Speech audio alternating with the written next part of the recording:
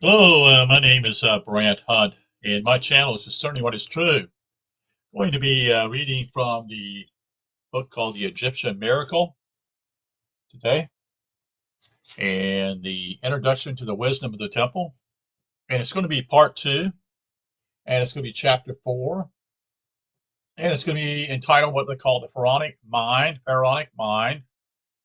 And we're going to get into this particular book again. Probably a few more chapters, and the book will be probably over with, that is. That those who have wisdom will glean what this is being shared to others. Again, Phil Langdon is the one who suggested this particular writer, and a couple other writers. They were good authors. So if you don't know who Phil Langdon is, just go to YouTube and go to Phil Langdon, PhilLangdon, and he talks about many deeper things, especially spiritual things, especially in the area what I call ascension. So um, let's get into it here. Let me turn the recording here part on.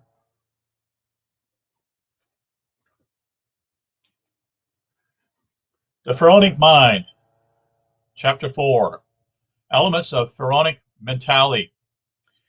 We have at our disposal a great number of records illuminating the study of Pharaonic teachings, or thinking, I should say, on mentality. Among them, papyrus and carved inscriptions, as well as occult implements and everyday objects such as tombs and monuments. The papaya included proverbs, moral counsel, hymns, allegory tales, and the text known as the Book of the Dead, better known as the Book of the Soul's Migration, to avoid any confusion between the soul's liberation and a metamorphosis, still an Osiran in character. Other papal works are concerned with therapeutic, surgical, and mathematical topics. It was mainly through the employ of all allegory tales that Egyptian grammar was elaborated. The written word must never be confused with the vocable of spoken language as it is in the classic Egyptology. The sacred hieroglyphs writings is made up of figurations and not of conventional signs. There exists a high hierarchic writings that uses the hieroglyphs in cursive transcription. This cursive writing invites a multitude of simplification, but it is noteworthy that its character retains the hieroglyphs, essentially gestures. Simplified as the sign may be, a gesture links it to the hieroglyphs figure from which it originates. Why is it that the Pharaonic Empire for the millennial maintained a symbolic hieroglyphic writings instead of adopting a alphabet script made of simple conventional signs? Good question. One I wanted to be answered myself. In Babylonia, the hieroglyphs had long ago become cuneiform Hebraic writings included a conventional alphabet. Classical Egyptology pretends that the pharaohs had no alphabet. We know this to be a great error. This alphabet, however, though a ordered system of letters and limited number, remains hieroglyphic. This system is similar to the Hebraic system, though far from being structured along the same principles. It establishes a numerical and philosophical basis of fundamental importance in the semantic structure of the writings. The fact of maintaining a hieroglyphic writings is a serious clue in studying pharaonic teachings. A transcription into conventional signs is directed to a spoken language. It creates a mental being who tends to replace the functional being sustained by the symbolic figuration. I'll say that again. A transcription into conventional signs is directed to a spoken language.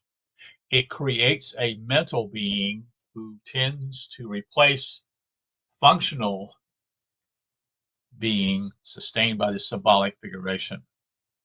To simplify the study of Egyptian writings, modern philosophers have decided to replace the symbol by adapting certain letters of our alphabet, modifying them by points and signs into a complete system for the transcription into letters of the hieroglyphic figuration.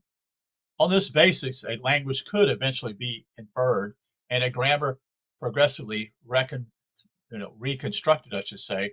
Loss, however, is the intention that prompted the ancients to preserve the symbolic figuration instead of adopting a conventional sign.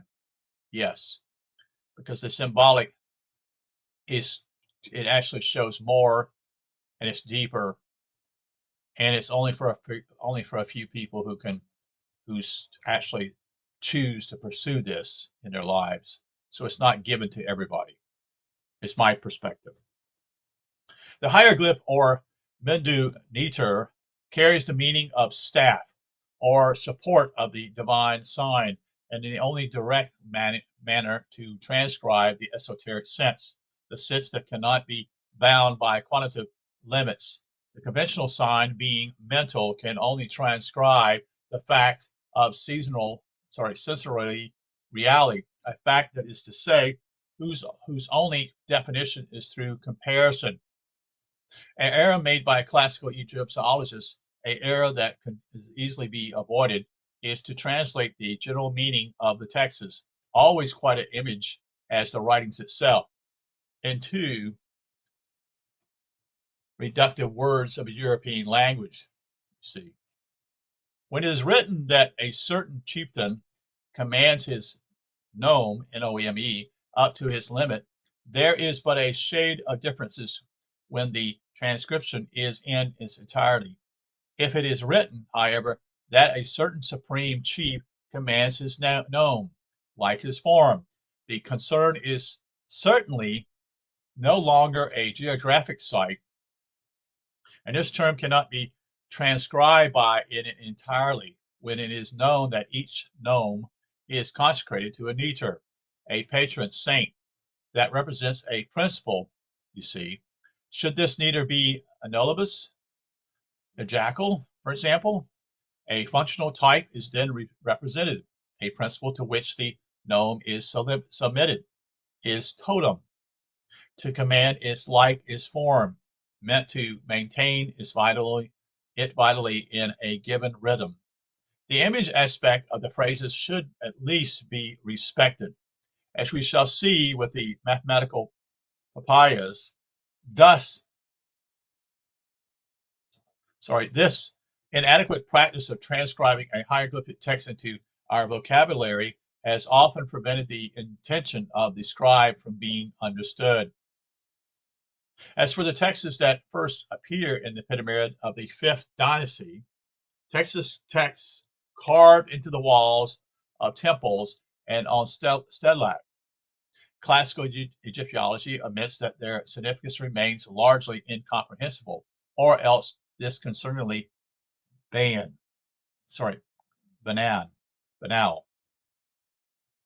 Now, let me just say one thing.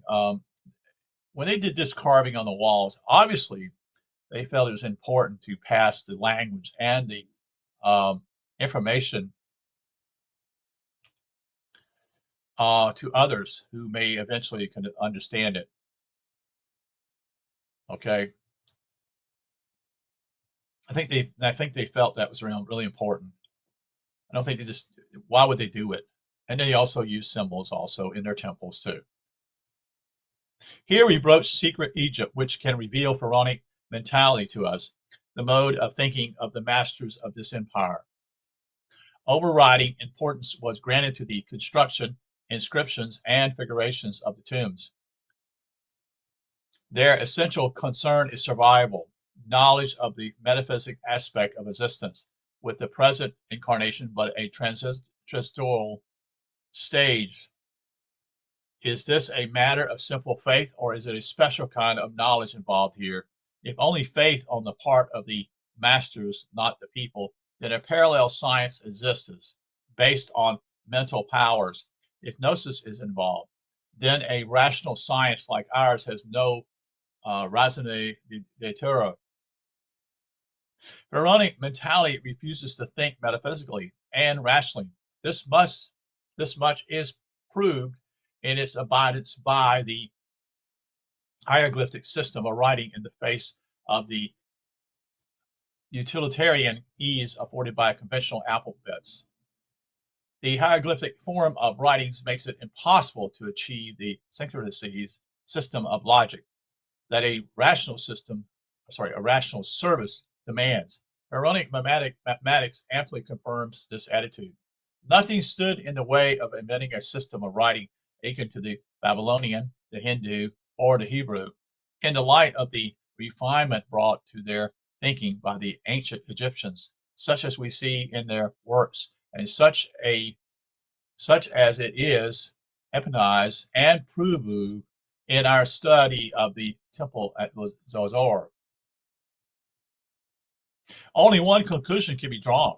It is of their own free will that they foster this mode of writing, whatever is consequences, I should say. The knowledge involved here apparently has to do with a intuition into the secrets of life, a knowledge of the key of life, to the exclusion of science based on objective phenomenon causes. Such knowledge penetrates directly to the secret of the phenomenon. The hieroglyphic symbology is essentially positive. It chooses its type in nature or in the representation facts of a function, such as weaving, the bow, the arrow, a seal, and the like. It represents principles, that is, natures, not by abstractions such as the eye of God, the Father inserted in a triangle, but by human personness, even if the human head must be replaced by the head of an animal, a cobra, a scarab, I should say, or the head of a falcon. The neither determinants principle has its separate hieroglyph. Theology recognizes one abstraction only which nothing can represent. That is the neither of neiters, the one and only, that which is principle of all principles, exclusively preoccupied with life after death, and open to any sacrifice to further the life of the soul, which epitomizes the immortal principle. The Pharaonic people are extremely positive and down to earth in all their expressions from their point of view. All is symbol of a function participating in the genesis of perceptive nature, images of the genesis of immortality. This is the motivation for stylizing the scenes of the daily life represented in the tombs of important personages, as for example, the scenes of rural life. So I'm going to show you a adaptation here of some.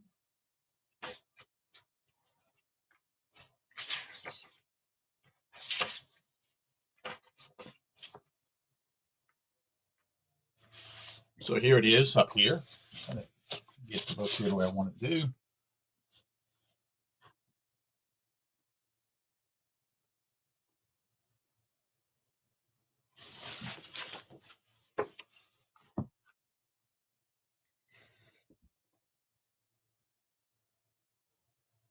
So this is figure 33, a scene of rural life. The ox herd is a tree. His arms are branches, his hair and face a leaf, and the staff on which he leans shows a nascent bud of each branching point. Interesting. So this is the motivation for stylizing the scenes of daily life representing the tombs of important persons, as for example, the scenes of rural life, farming and animal husbandry in Saqqara, wrestling scene in Bene Hassan, the various trades and the world of artisans, or family scenes depicted in Thebes. Here, everything is symbolic. The choice of color and even the technique of applying the colors. The entire thinking process is expressly by gesture and not by words. This is the signature of what pharaonic science is about, a magical science, not in the sense of sorcery, but of the trimestistos. Certainly, sorcery flourished among the many as pervasive as in our early Middle Ages. But what is of interest here is the thought that is the guiding conduct of the masters. What then makes up this magical science? Evocation not of images, but of a shock to awaken consciousness of a functional coincidence inborn in the human being. This is the only possible explanation, according to everything that is still known, that is knowable, I should say, connecting ancient Egypt.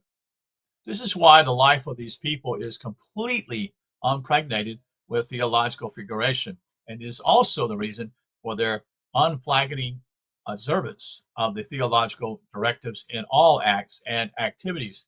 The Greeks have called the Egyptians the most devout of people. Would anyone in our day and age maintain that a people whom every act is strictly scientific is a pious people? And yet only on both sides there is a similarity in the constancy, that is the worship of a directive principle. Different vital results, however, are achieved on either side. The pharaonic direction is cosmic. The scientific direction is desperately terrestrial, and while the scientific means are abstract and imaginary, the pharaonic means are to the contrary, that is, positive and material. That is, from seed to fruit, from birth to death, among all individuals, traversing everything. There reigns the same breath of life, from stone to man, every existence, everything having sensorily perceptive forms, ages, reaches its maturity and its discrepancy. Excuse me. In a functional way, every individual is joined to everything. Interaction without materially bond must thus be considered possible.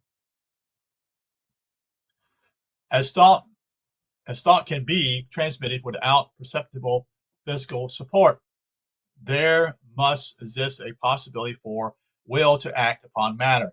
If the power of the isolated individual is insufficient, a communion of certain numbers of individuals would perhaps be able to act. We observe that the human being, abstracted from mental control, is able to exert extreme muscular strength, just as we can observe from him able to become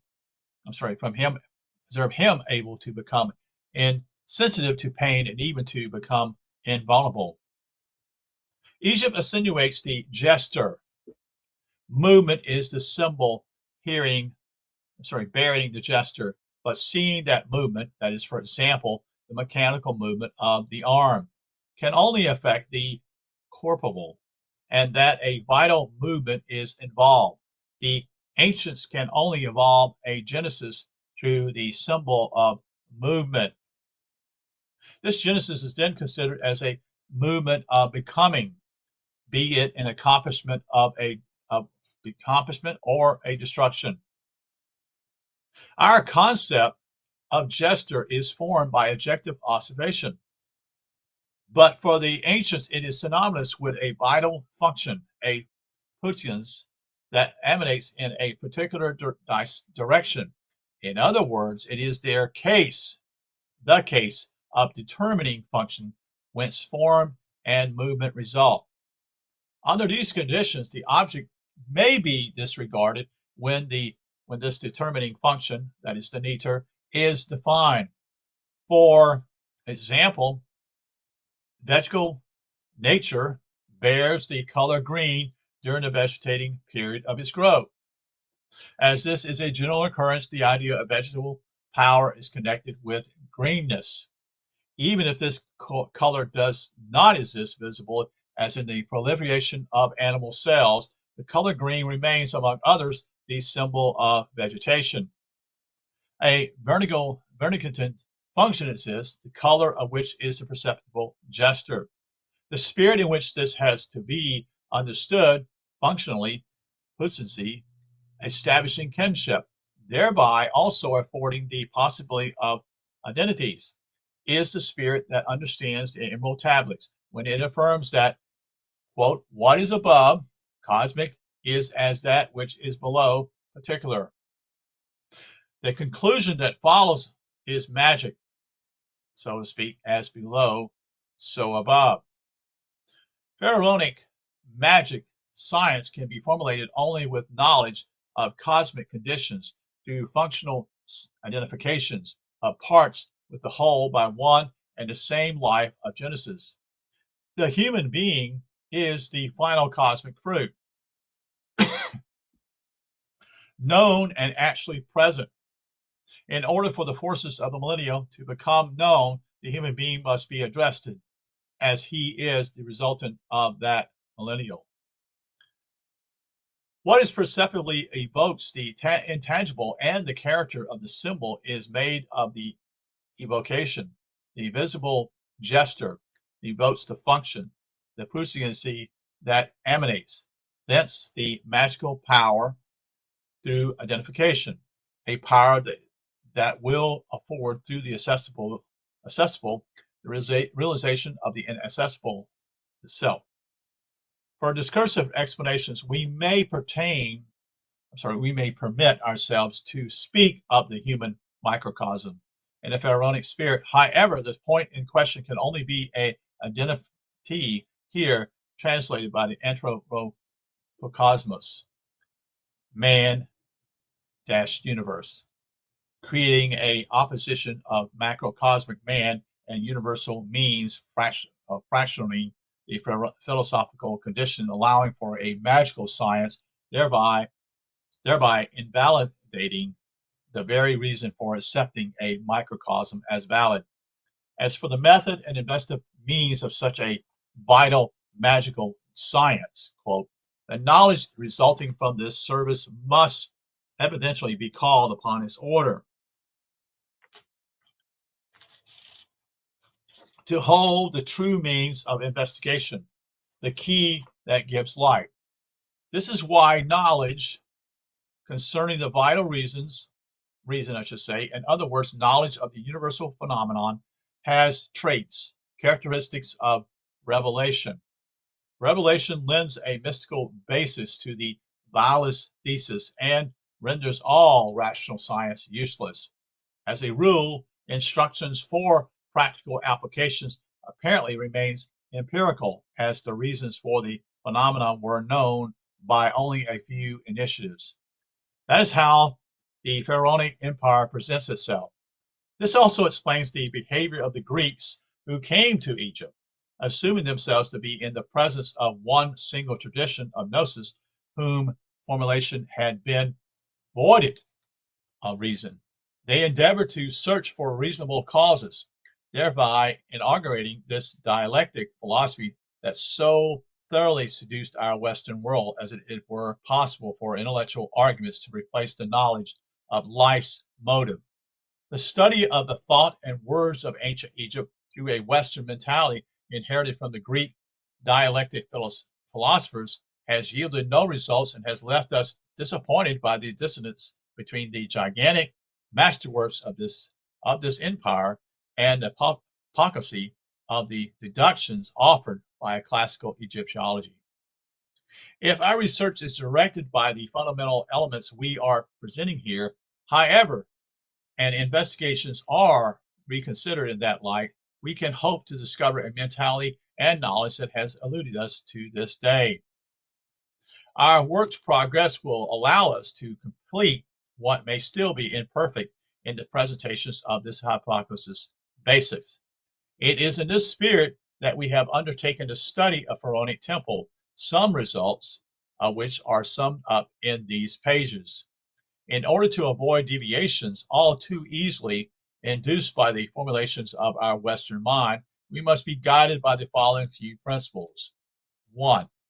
The choice of symbols must be considered to have resulted from a rigorous selective process, the selection of a functional type. 2. Every symbol in that case evokes a vital function.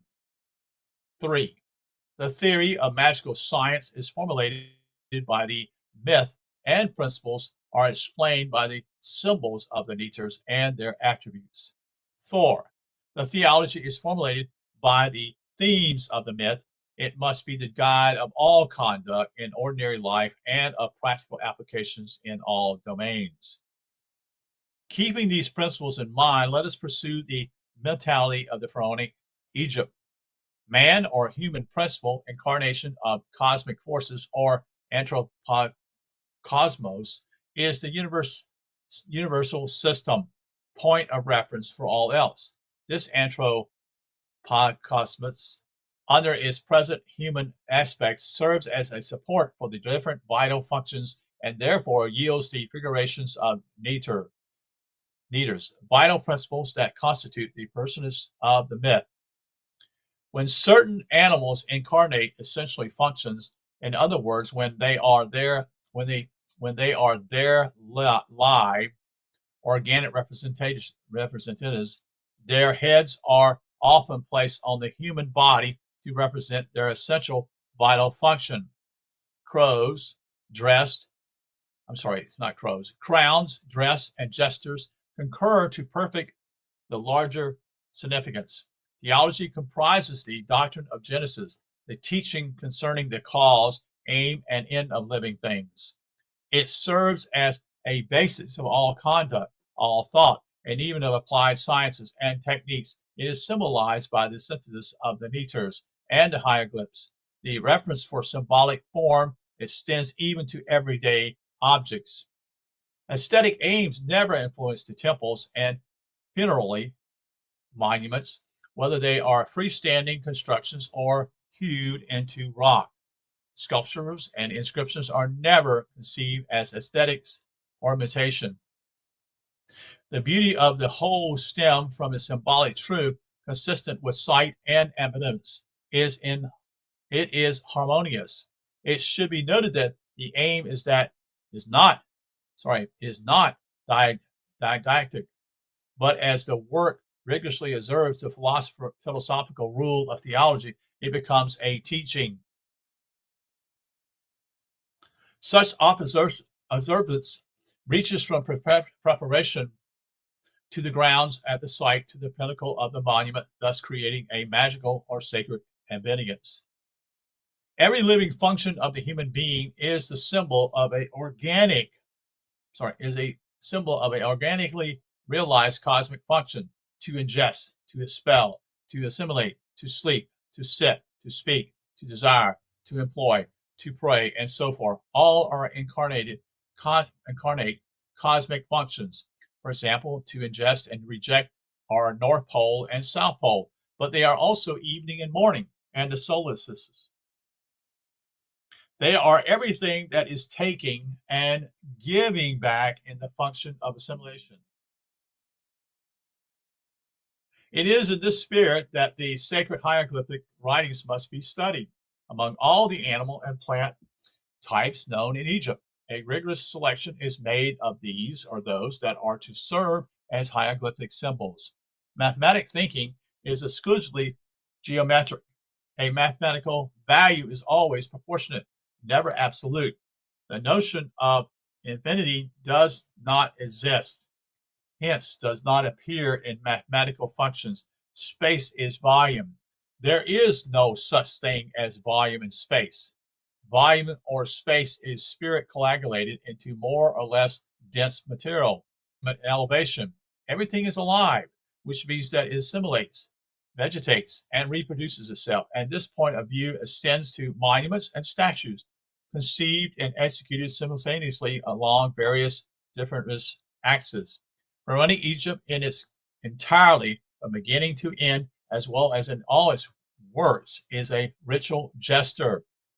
Later, we will show application of these principles and some of the aspects we have noted as far.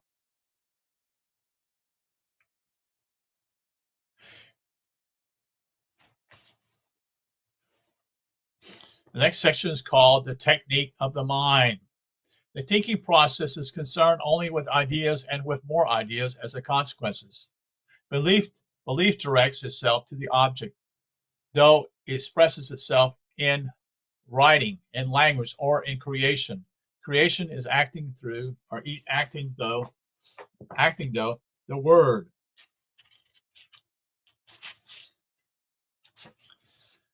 Writing can leave it up to the reader to bring together qualifiers and subject. Spoken language demands that the directions of the actions be indicated, though without action does not exist. It is certain, on the other hand, that a contradictory condition exists at the base of the thought process, and every representation resides for us in conceptual concepts able to be and not to be.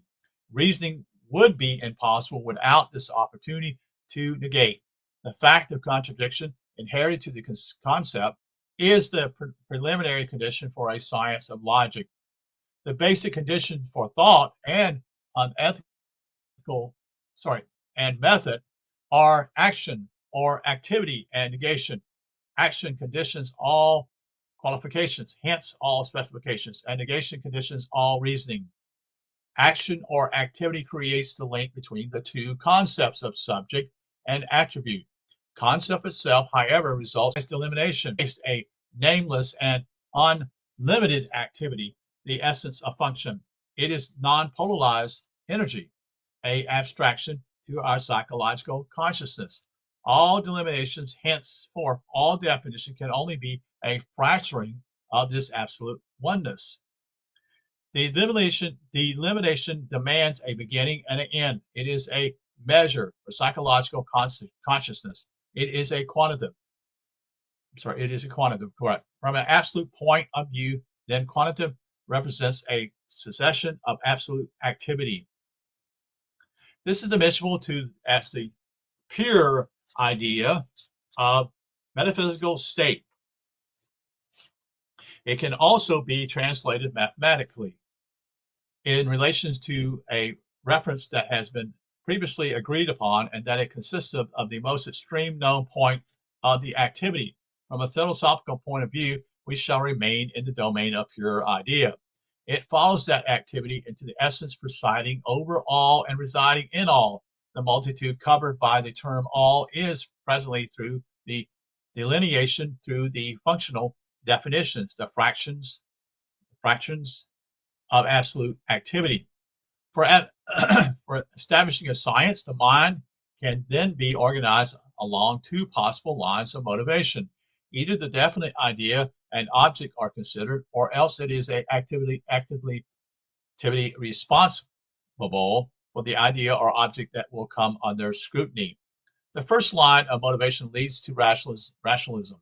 The second towards vital thinking, towards a functional thought process. The first considers definition as finality in action and designates it by a term, a vocable, arresting the idea and embodizing it into a part of speech.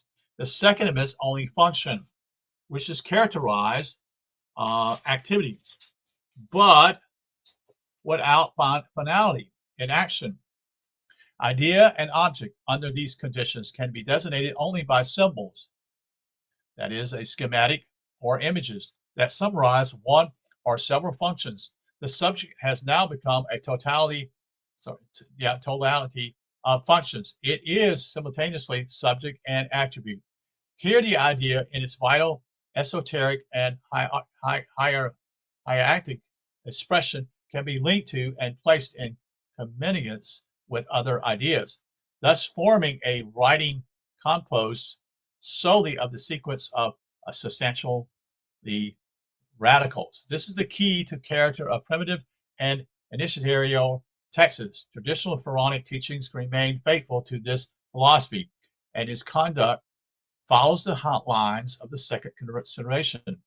If sentence construction, the verb represents action, defines its nature, the function.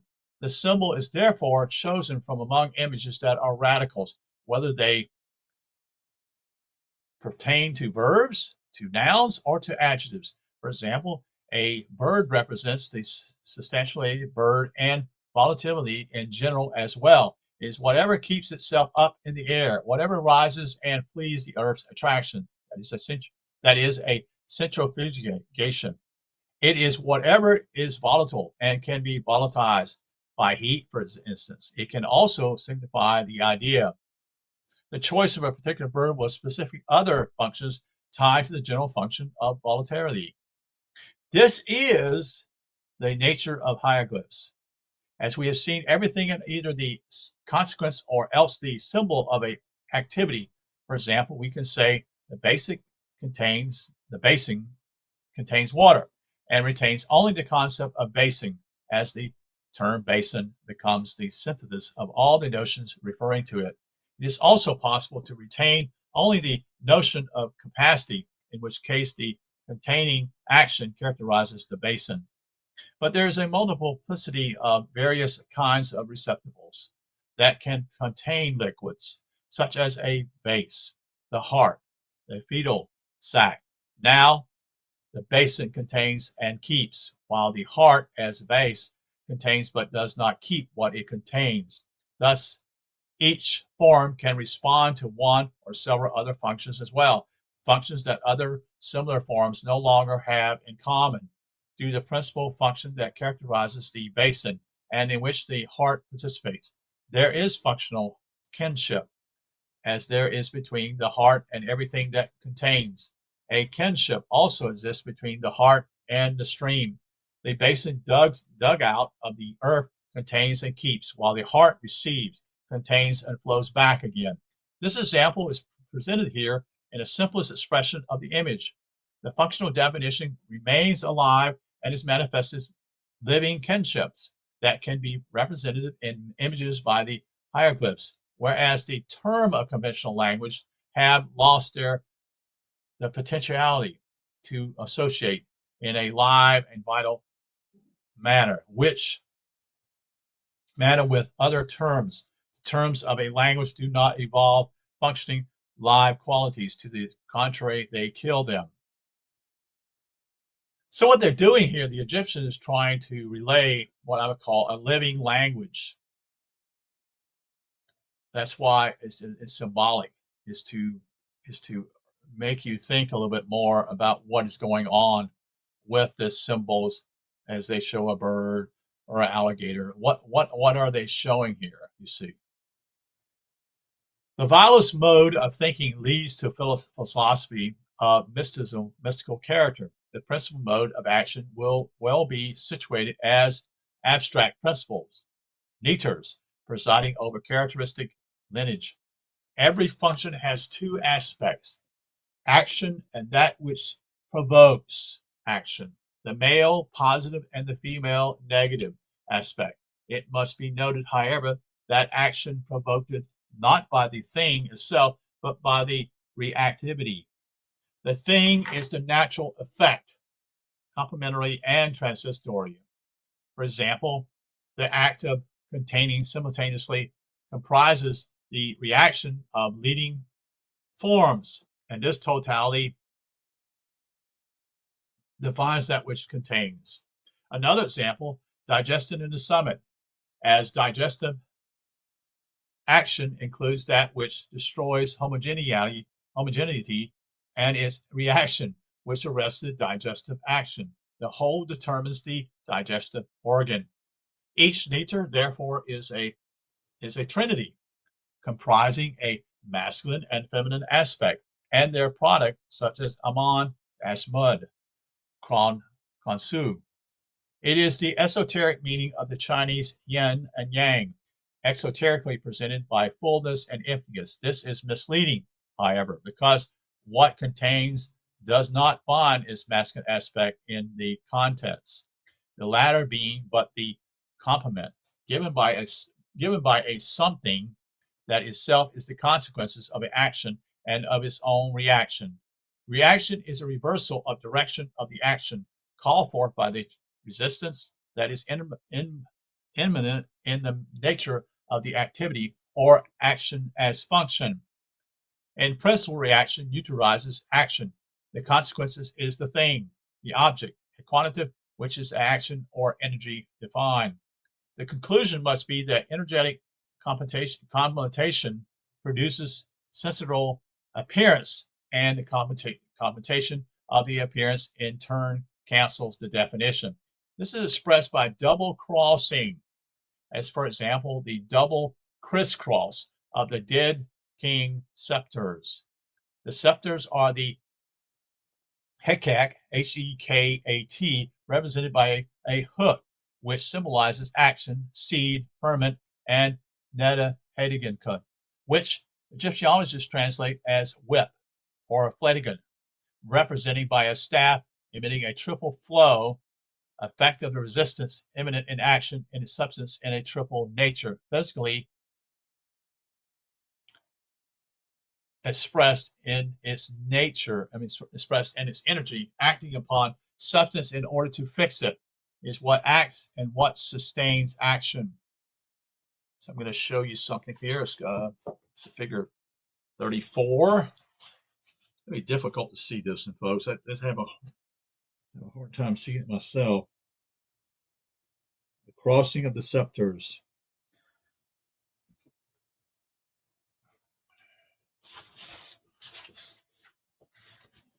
So there it is right there.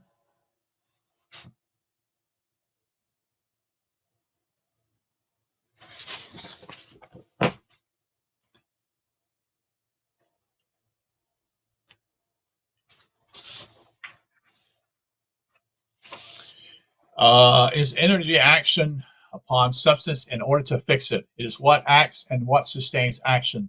The headcat is held in the left hand, the receiving side, the north, the above.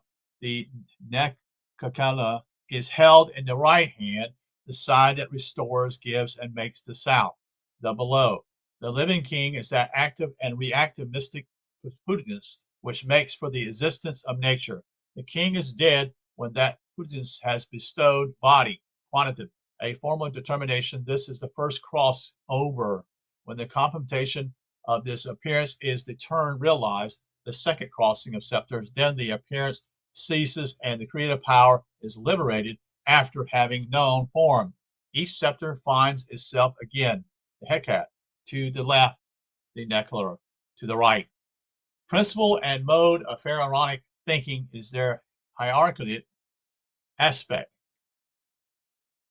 Can be defined as follows. The origin of all things being an active impulse, activity, or function will characterize all things.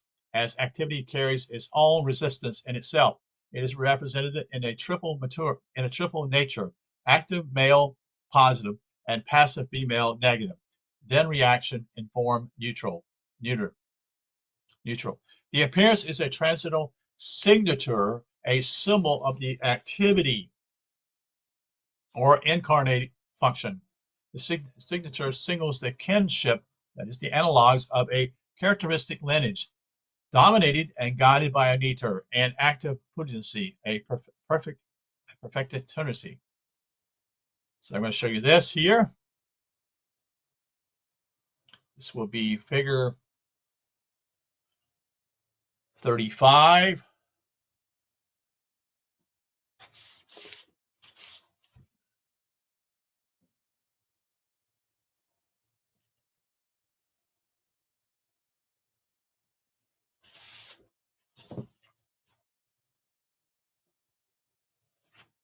And these are some things with the harp, singing, and flute playing.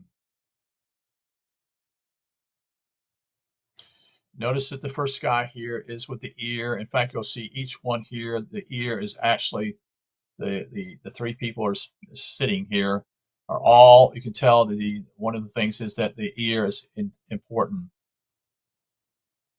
Neiters are cosmic, and everything is cosmically interdependent. Once the qualifying functions directly on collectively relates to the lineage of one and the same neter. A judicial selection of signatures as symbols was made among natural living products or among utilitarian objects of invariant function. These symbols constitute a set of glyphs and form a writing whose invariant significance down in the ages explains itself esoterically through function. This is not a spoken language, though. All the essential functions can be summarized in a certain number of symbols and designated a sound whose pronunciation affects different physiological centers. This allows for the establishment of an alphabet for a sacred language along the lines of Hindu mantra. Determinative are used to orient the meaning of the functions referred to. This in turn can be seen as a writings of a language made up in terms of epitomizing a functional sense. These terms represent concepts that can thereafter yield to a rationalist centralistic system. For example, weaving or the tool used to weave, whether in its primitive or the more complicated form. Similarly, the hoe, H-O-E, and the plowshare for tilling, for opening the earth and making it lovingly magnetically to the percuniate dew. The hoe used for the phonetic mer is used to write the word to love. Attractiveness. See figure 3 for the form of the sign. To the hierarchy in, it is not a concept of the function that is the aim, but the identification of the self with the function the nature represents.